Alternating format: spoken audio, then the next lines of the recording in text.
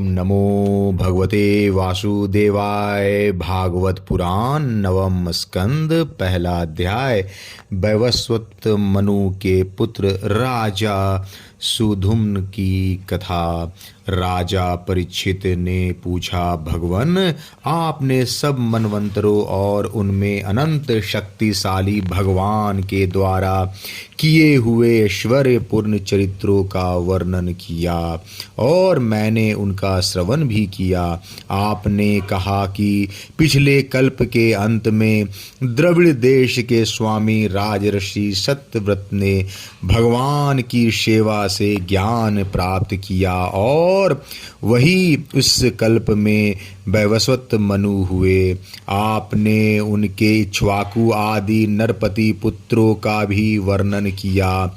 ब्राह्मण, अब आप कृपा करके उनके वंश और वंश में होने वालों का अलग अलग चरित्र वर्णन कीजिए। महाभाग, हमारे हृदय में सर्वदा ही कथा सुनने की उत्सुकता बनी रहती है। वैवस्वत मनु के वंश में जो हो चुके हो, इस समय विद्यमान हो और आगे होने वाले हो, उन सब पवित्र कीर्ति पुरुषों के पराक्रम का वर्णन कीजिए।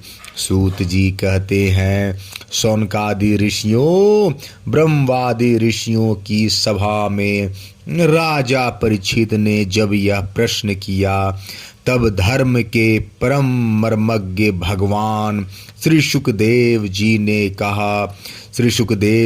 कहा, परीक्षित, तुम मनुवंश का वर्णन संक्षेप में सुनो। विस्तार से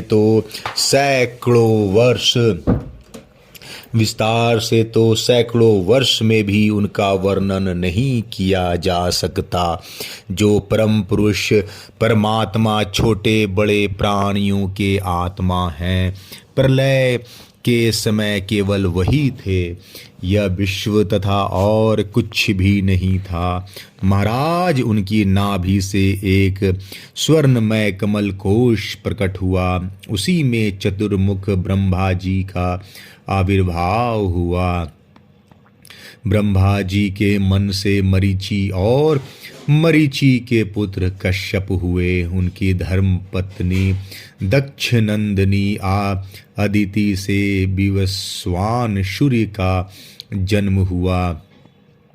विवस्वान की संज्ञा नामक पत्नी से श्राद्ध देव मनु का जन्म हुआ। परीक्षित, परम मनस्वी राजा श्राद्ध देव ने अपनी पत्नी श्रद्धा के गर्भ से 10 पुत्र उत्पन्न किए। उनके नाम थे इक्ष्वाकु, निर्ग, शयाति, धृष्ट, करूप, नरिशंत, पृषधन, नभग और कवि।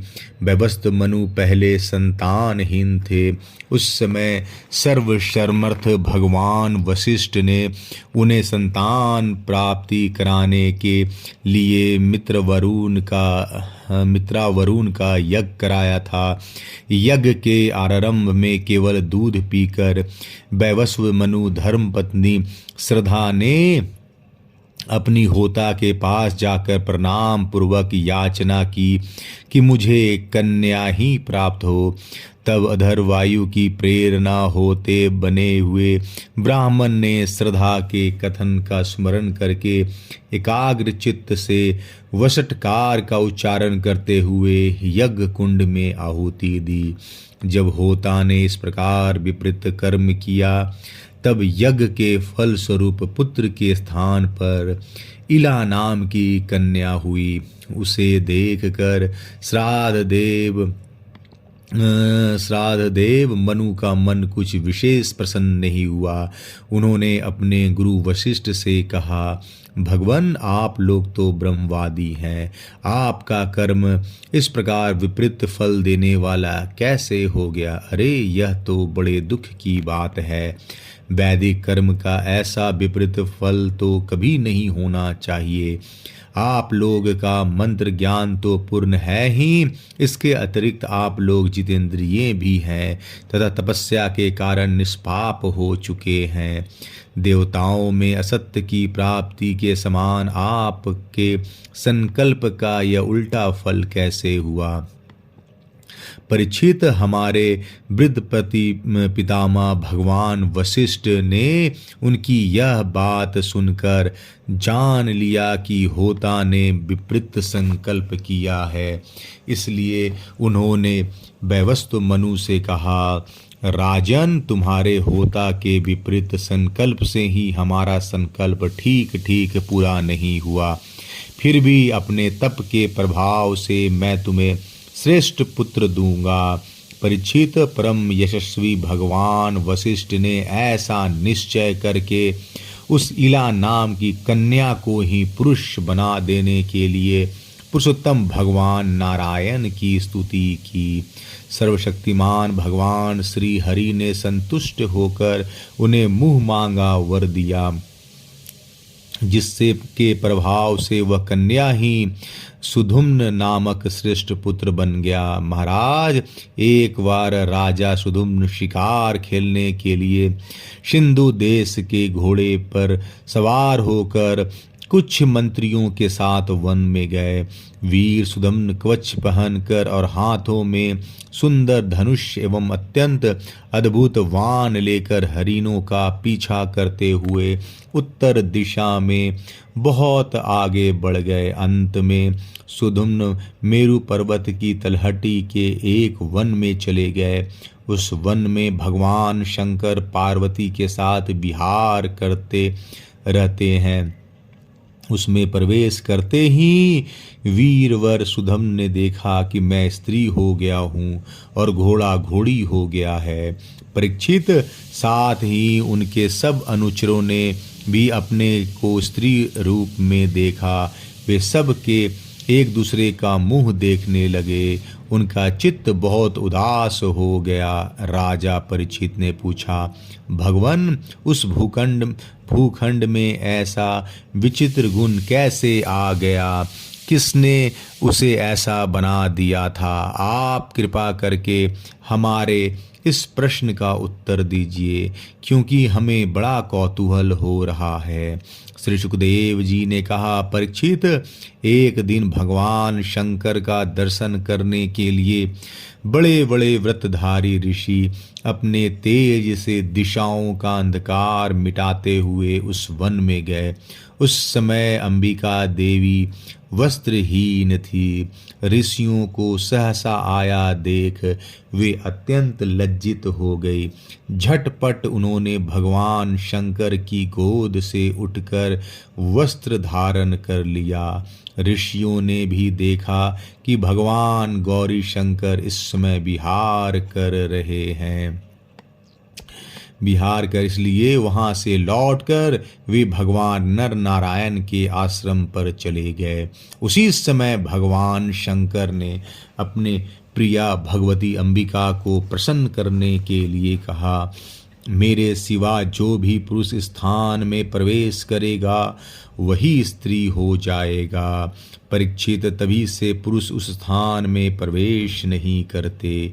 अब सुधम्न स्त्री हो गए थे, इसलिए वे अपनी स्त्री बने हुए अनुचरों के साथ एक वन से दूसरे वन में विचरने लगे। उसी समय शक्तिशाली बुद्ध ने देखा कि मेरे आश्रम के पास ही बहुत सी स्त्रियों से घिरी हुई एक सुंदर स्त्री विचर रही है।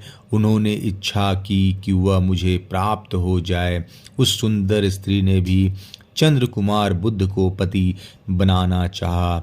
इस पर बुद्ध ने उसके गर्भ से पुरर्वा नाम का पुत्र उत्पन्न किया। इस समय मनुपुत्र राजा सुधम्न स्त्री हो गए। ऐसा सुनते ही उन्होंने उस अवस्था में अपने कुल पुरोहित वशिष्ठ जी का स्मरण किया। सुधम्न की यह दशा देखकर वशिष्ठ जी के हृदय में कृपावश अत्यंत पीड़ा हुई।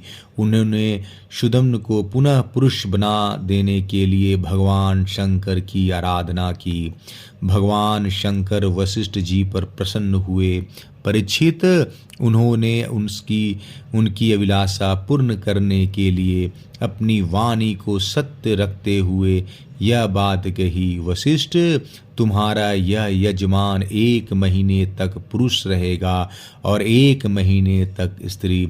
इस व्यवस्था से सुदम्न इच्छानुसार पृथ्वी का पालन करे। इस प्रकार वशिष्ठ जी के अनुग्रह से व्यवस्था पूर्वक अभिष्ट पुरुषत्व लाभ करके सुदम्न पृथ्वी का पालन करने लगे, परंतु प्रजा उनका अभिनंदन नहीं करती थी। उनके 3 पुत्र हुए, उत्कल, गय और विमल। परीक्षित, वे सब दक्षिणापथ के राजा हुए। बहुत दिनों के बाद वृद्धावस्था आने पर प्रतिष्ठान नगरी के अधिपति सुदम्न ने अपने पुत्र पुरुरवा को राज्य दे दिया और स्वयं तपस्या करने के लिए वन की यात्रा की। पहला अध्याय समाप्त। जय श्री कृष्ण।